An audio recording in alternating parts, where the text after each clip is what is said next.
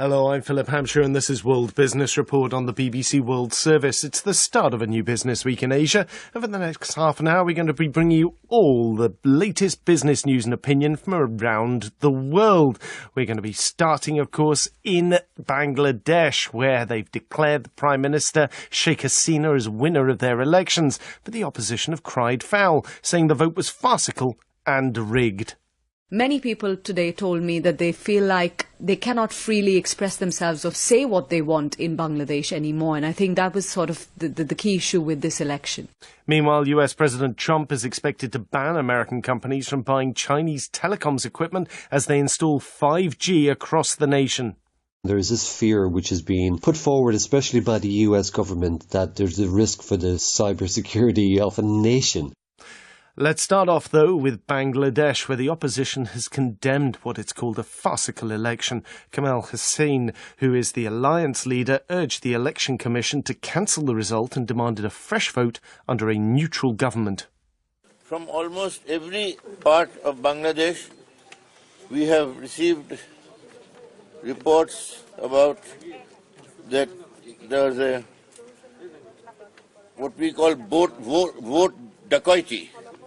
Vote ডাকাতির খবর এসেছে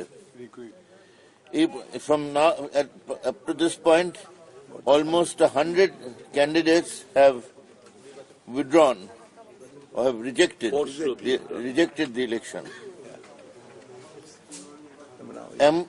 In this situation, we call upon the election commission to cancel and declare void this election, which is a farcical election, and do so immediately. The Prime Minister, Sheikh Hasina, is heading for a fourth term with a huge majority that continues to grow as the results come in. But there have been claims, of course, of vote rigging, as you were hearing there, and a BBC correspondent even saw filled ballot boxes at a polling centre before the polls even opened. The Bangladesh Election Commission told Reuters news agency that it had heard vote rigging allegations from across the country and it would begin to investigate them. At least 17 people have been killed in clashes between ruling party supporters and the opposition. The last election in 2014 was boycotted by all opposition parties. Yogita Lemay is the BBC's correspondent in the country. I asked her why they've refused to participate the last time but were actively fighting to win this time around. What they said was that they had contested the fact that the last election was not a legitimate one. They said they even went to court about it. In court, they were told that an election would be held shortly, but it's taken nearly 5 years for another election to be held now in December 2018. And that's why they decided that it wasn't worth holding out and that they would participate in these polls. So, given that this time all the opposition parties are contesting the election, is this, if you like, a properly contested election, or is this, as the opposition charges, simply just not a fair process? Well, the government would certainly like everyone to believe that this is a fair election, and the opposition, of course, saying that they haven't at all had a fair chance to campaign or do anything. They say the election commission has been biased against them and has disqualified many of their candidates. They say the police have arbitrarily arrested or detained their workers and activists, and blocked their political rallies. They say the election commission didn't allow them to hold any big political rallies or campaigns. Now, I asked Prime Minister Hasina this question when I met her 2 days before the election. She rejected these claims. She said the opposition was making these allegations without any proof, and they were doing so because they had lost the confidence of the people. But what we've seen on the streets ourselves, I mean, if you drive around Dhaka, pretty much everywhere you will see that the streets are lined with posters of ruling party candidates, and it's actually really hard to spot any campaign material from the opposition. On the last day of canvassing, while you had big street marches by the ruling Awami League party, on the other side it was pretty quiet, just some door-to-door campaigns. And that, as I was saying earlier, is because they're saying they were not given permission to hold any big rallies. What's the breakdown with Bangladeshi politics in terms of the main political parties? Is there one that's an urban party and one that's a rural party, or is it pretty evenly split across the country? Well, traditionally, the Awami League, which is Prime Minister Hasina's party, is seen as the more secular party. The other major political party, the Bangladesh Nationalist Party, it does have ties to some hardline Islamist groups. But, at the moment, I think what Prime Minister Hasina has certainly been trying to pitch during her political campaign is that hers is the party which has brought development to Bangladesh. Now, some of the things she is claiming are true. You're seeing sort of this very rapid rate of growth here. It's more than 7.8% at the moment. We have seen falling poverty levels in Bangladesh, although, there still remains, there are still a lot of people who are under the poverty line, but certainly the levels have been falling.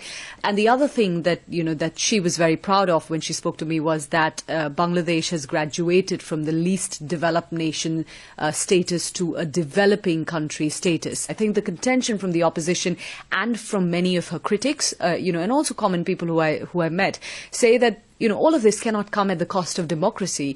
There's been sort of this growing impression that this government is intolerant to any dissent. Many people today told me that they feel like they cannot freely express themselves or say what they want in Bangladesh anymore. And I think that was sort of the key issue with this election. There have been a lot of allegations out there of violence and intimidation through this process. That's right. And, we had violent incidents on polling day as well. A BBC reporter, in fact, from saw in the Chittagong area of Bangladesh that a ballot box had been filled even before polls opened. So in that sense, there have been many allegations and reported cases of vote rigging. The Election Commission has said that it will look into these cases and investigate them. But, we must remember that this is a body that the opposition has accused of bias.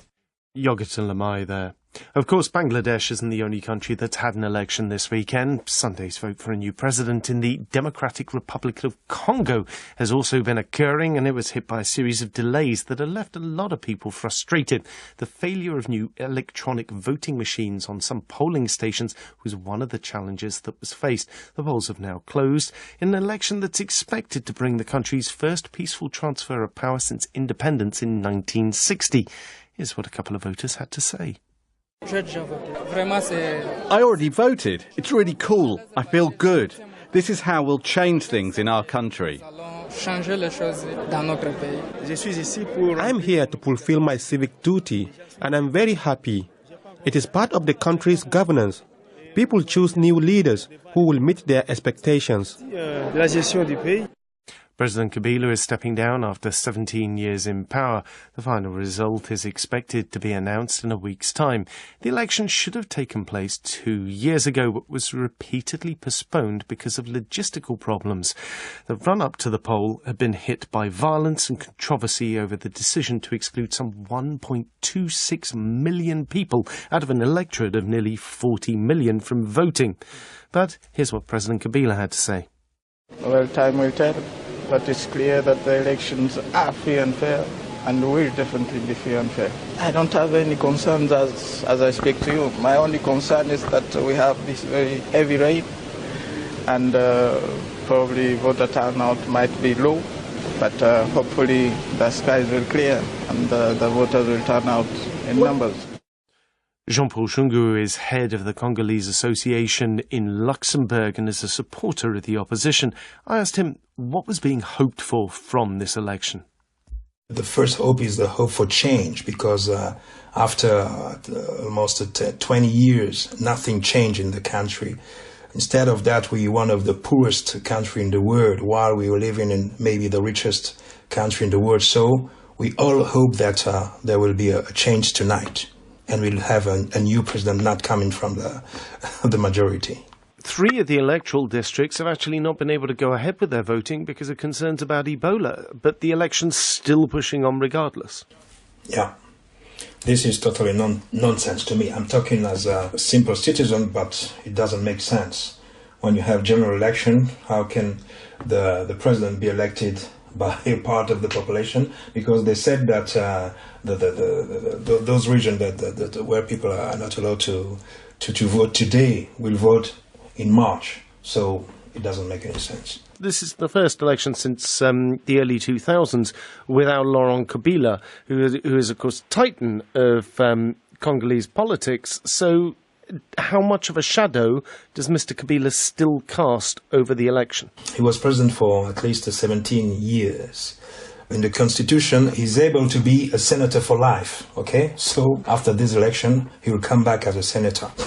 What will he do as senator, we don't know. We feel that they made everything to make the candidate of the majority to win, you know. So not everybody believe that it will be fair. First, they decided very, very late to use the electronic machine to make the votation while it's not written in the constitution. And then after that, they said, okay, the machine will be only used for print the papers. And there's a lot of problems, a lot of bugs with those machines, a lot of problems because they use the machine in areas where there's no electricity.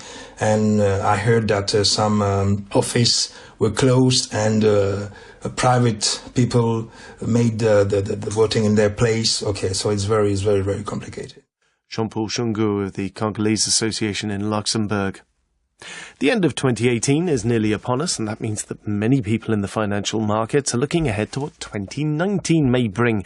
That's especially after a lot of asset classes have tumbled in the last quarter. Let's take the S&P 500, for instance. From its October 3rd high to its low point this month, it's fallen just over 20%. Since that low, we've had a few days of recovery, but it still remains 15% down from its peak. So what are these big things that people are starting to look out for now over the course of the next year? I asked independent economist Michael Hughes if one of them was going to be the increased difficulty for Europe's nation-states to sell government bonds. This, of course, at a time where some of them have barely recovered from the last time they had such trouble. I think that's right, and although we've finished the year on a more positive note, there are still a fair amount of bonds that have to be sold during the course of 2019. And in the case of Italy, January is the biggest month for bond sales, the heaviest month for bond sales. And this time round, the European Central Bank will not be buying into these bonds.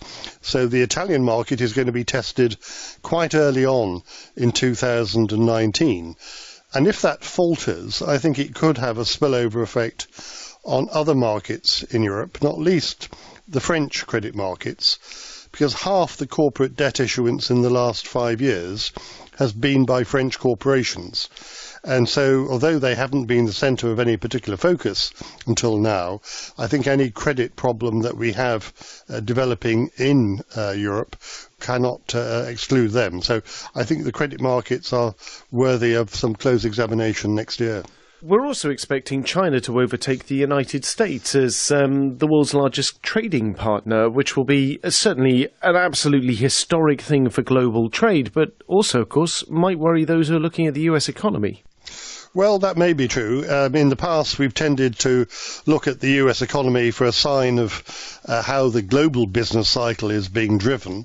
And although there's no doubt that the US is still significant, and particularly its monetary policy is still highly significant, but in terms of macroeconomic growth, the main driver of the global business cycle does look as if it's going to be coming out of China rather than the States in the next few years. And given that there's a bit of a slowdown going on there, we will be looking for signs that they're prepared to counter that with more stimulative measures, as indeed they did in 2009 and 2016, coming to the aid of the global economy then.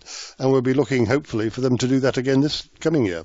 I suppose this ties in as well with the issues that we were talking about with Italy, but as QE winds down around the world, we are expecting increased volatility for various different credit markets, aren't we? I think that's right. Although we've started to see the unwinding of QE during the course of 2018, that will gain much wider traction over the coming year. And the relatively low macroeconomic and corporate earnings and interest rate volatility that we've experienced in the last 5 to 6 years already looks as if it's coming to an end. And hence, if that quantitative easing isn't there, then that degree of increased volatility in financial markets, which has begun to come through, is more likely to gather momentum during the course of the next year or two. And that does have implications for various investment fashions. So in a low volatility environment, you find that equity income funds and corporate credit funds, and indeed what's called passive funds, get priority over active funds. All that might well change if we go into a period where volatility becomes a problem. Independent economist Michael Hughes. Next week, US President Donald Trump is expected to prohibit American firms from buying equipment from the Chinese telecommunication equipment makers Huawei and ZTE. It follows similar moves by Australia and Canada over securities concerns, at the same time as we've had similar comments from Britain's defence minister and people in the European Union as well. Networks are looking at being installed in each of these nations that use the so-called 5G technology, and so a lot of investment is being made. Kevin Curran is a cybersecurity expert at the University of Ulster. I asked him if such a ban by President Trump was a good idea. It's a bad one from the public perspective, because what we need is competition in the markets. And again, when it comes to 5G, which is the future rollout of our mobile networks again, which promises super broadband speeds on the go, what we have is Huawei are leading the race at the moment to deploy these networks. And so if you have a situation where a leading provider who was quite competitive in the market, and that's why they are leading, is removed from a market, then naturally what you will have is less competition in that market. So therefore the consumers will possibly face higher rates when it comes to 5G networks. So from small pocketbook economics, this is obviously therefore a bad thing because it removes some big competitors from the marketplace. For the larger companies, it means they're going to have to pay more in order to build their mobile phone towers and put the networks in. But the angle that the United States is taking, and indeed the European Union seems to be quite nervous about this as well, seems to be one of security. It is, because we have this worry within the West again, with Chinese again, with whether they're spying and whether they're stealing patents and stealing equipment. And of course, if they are the people who have, if a Chinese company is the one who is in the core of a network, well then there's this fear which is being put forward, especially by the US government, that they have a backdoor, that they could possibly plant whatever they want into these networks, and that there's a risk for the cybersecurity of a nation. But of course, again, that when it comes to Huawei, this fear has been known about for many years. And of course, in 2010, which is 8 years ago, there was a Huawei Cybersecurity Evaluation Centre set up in Banbury. And this is led by the British government, the National Cybersecurity Centre, the NCSC here in the UK, and telecom operators like BT. And what they do is they examine Huawei equipment. They do reviews on this regularly, and then they look for what these backdoors, which is the worry about. And of course, to date, no backdoor has been found. This also isn't an especially new argument. I mean, we had similar things surfacing when the 3G networks were put in, similar things surfacing when the 4G networks were put in, general internet infrastructure. Sure, Cisco Systems may be a US company, but a lot of their base technology was being manufactured back in China in the first place. So has anything actually changed to, if you like, raise the threat or fear level? There was a report in July from the NCSC, again, from this Huawei Cybersecurity Centre in Banbury, where they reviewed the code, and they said that there was fears in one part that they had found that some of the equipment they were examining was not the same as what was in the production networks. But that is really all they told us. Again, they haven't come along and found the smoking gun and told us that there was this particular code. And they also voiced concerns again from this review of Huawei equipment in Banbury that some of the third-party suppliers, in other words, in the supply chain, that there was a lack of rigour in the supply chain again. But, you know, if I'm honest about it, I just see this as an economic attack. The US wants to control the 5G networks. They don't want the Chinese Huawei company in their country again, and that they've sent emissaries overseas to the UK again to voice these concerns. Kevin Curran there. March 29th, it's less than 3 months away, and it's the date the UK is expected to leave the European Union. Jonquil Hackenberg is head of C-suite advisory at Infosys Consulting. I asked her, with such a short amount of time to go, what should British companies be looking at in order to improve their chances for their logistics to weather Brexit, if, of course, it happens? Because it's so much is up in the air, it's very unclear what you can be contingent for. So scenario-based planning is probably the best way to go. So looking at the worst-case scenario, best-case scenario, whether that's Brexit, whether it's some other tragedy that might strike, particularly a supply chain, but also very key talent within the talent pool or the customer connectivity. I think those are the three main areas that organisations need to focus on. So Brexit's just another of those. So has anyone been approaching Infosys and saying, look, what do we do? We're advising our clients in how to adapt their supply chain as one example, and how to adapt using technology with their diversity, their talent pool.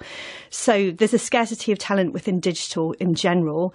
That's only going to be exacerbated by the fact that, you know, should there be a no deal, that might impact the talent that's coming to us and already exists in the UK. So we're advising how they can use technology to broaden diversity within talent and diversity in general across the organisations. How badly is the technology industry affected by Brexit? Or given that it's a movable feast, you can pretty much pick it up and just go, well, we don't have to be in London, we can move to Dublin, and sort of pick it up and plonk it down. Is it that easy or is it harder?